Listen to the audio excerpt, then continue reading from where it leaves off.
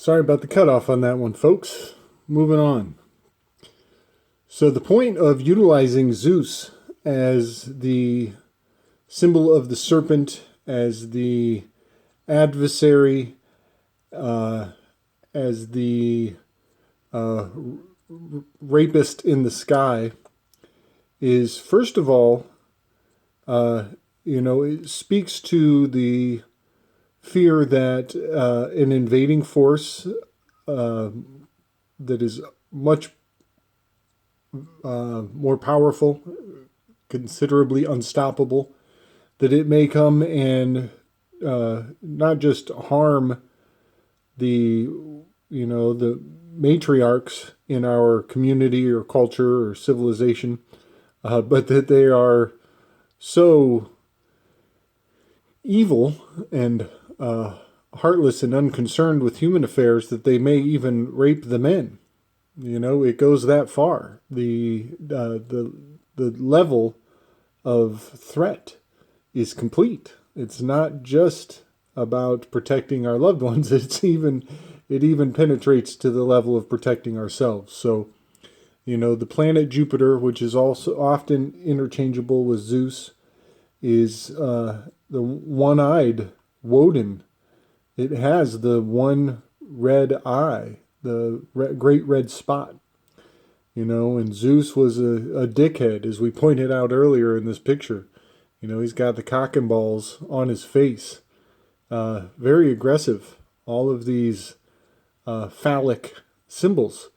And, in olden times, these were not so thinly veiled threats. To the pagan culture, sexuality was at the forefront of consciousness and not nearly as suppressed or kept at bay with our desires to see a more innocent perspective on life. So I want to cover some of the other symbols in the dollar bill, and then we will get to the grand reveal as to why the potency of Zeus is perpetuated through, the order of Ptah, speaking to the hypothalamus and what it may have meant to the generations past, and why that inherent fear of the planet Jupiter is monopolized. It's it's an industry. There's a bit of an economy of consciousness being perpetuated by the threats of, Zeus is going to come down and rape Europa. That's where the word rapture comes from. So, many of these terms of art, it is said in many religious circles that the serpent gave humanity their sciences, their arts and their sciences. And it is quite true that the terms of art and the art of war are closely interconnected. Often, financiers will back an artist to deliver their symbols of war, their rumors of war. The Germans have a word that means worldview warfare. And it's quite the amazing word to think that it's been around as far back as the Germans and probably even further than that. So I'm going to move us in on this dollar bill in the corner. And what this dollar bill encodes is many layered. It has the Tau cross with this white border frame that is the cross of the Templars. It is also a symbol of geometry. The Tau is a symbol of the circle. pi times 2 equals tau. And tau is, in fact, one complete rotation around the circle. So we are dealing with Pythagorean geometry. But we also have, as we mentioned before, we're dealing with Egypto cryptology. So when you take the triangle and you hold it up in a very simple pattern, folded this way as a pyramid, you can see that there is a missing capstone, this white section here, very much like the Great Pyramid of Giza. And now the angle of this pyramid is much more close in accuracy to what the pyramids of Giza are. That pyramid there is much more acute and is probably not the Giza pyramid. That is probably a lesser known model of pyramid work. But there are far more symbols right here in our face, other than the geometry, the Tau cross, the Knights Templar, the Pythagorean component. What we have are a set of ovaries.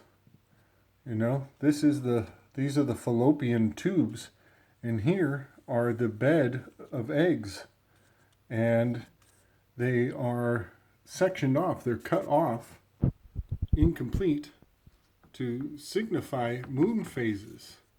This is very much an anatomy lesson of the female generative power. And just to really push it over the edge, not only do we have the ovaries, but it is possible to penetrate in this slot right here. So what I believe this symbolizes is Ma'at. This is math. This is the mother. This is the matrix. This is where you put your potency and expect returns. This is a bank. This is all heavy, pagan sexual magic at work before our very eyes. And so some other incarnations of the divine feminine throughout time have been, the owl of Minerva.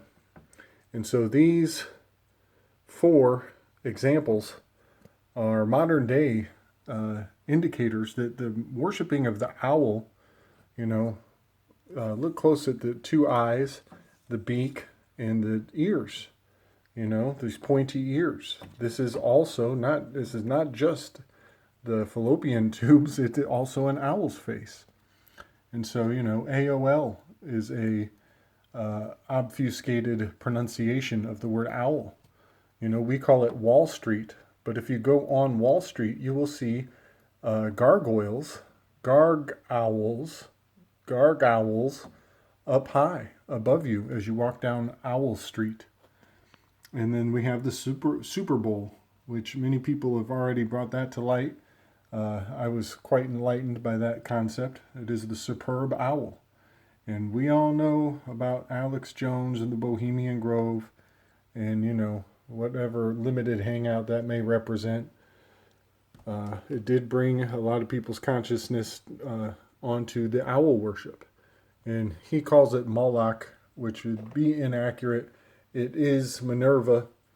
However, I do believe Moloch does have a bit of a 360-degree perspective, eyes in all directions around the head. So what that becomes is the worshiping of the circle. We're talking about geometry, worshiping geometry. And, geomancy is a bit of a practice of worshiping geometry, the ability to see the horizons in all directions from an elevated location is pivotal to geomancy.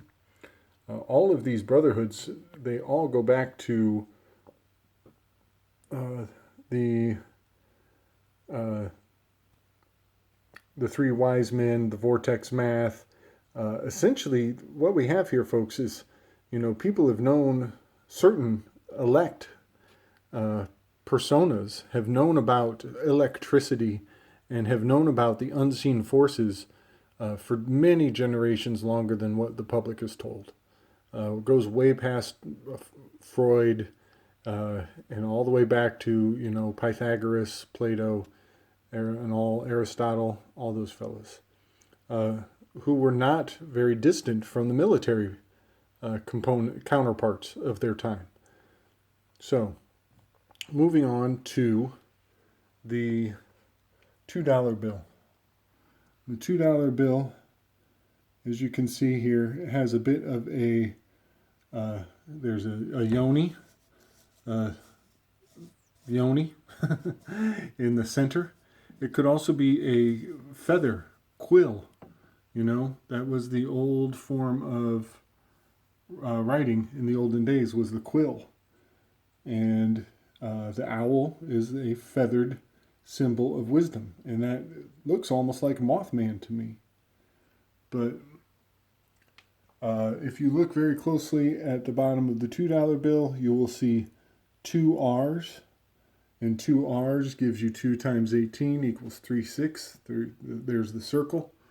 And R squared is a term of art, is a coefficient of the determination. Look that up. It's a whole rabbit hole in and of itself. It brought to my mind R2D2.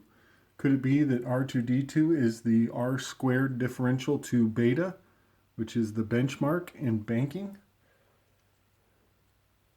Pretty profound ideas that this banking class, these vipers of Venice, those who prefer the swamps of the world, are signifying their allegiance to a serpent-like idol.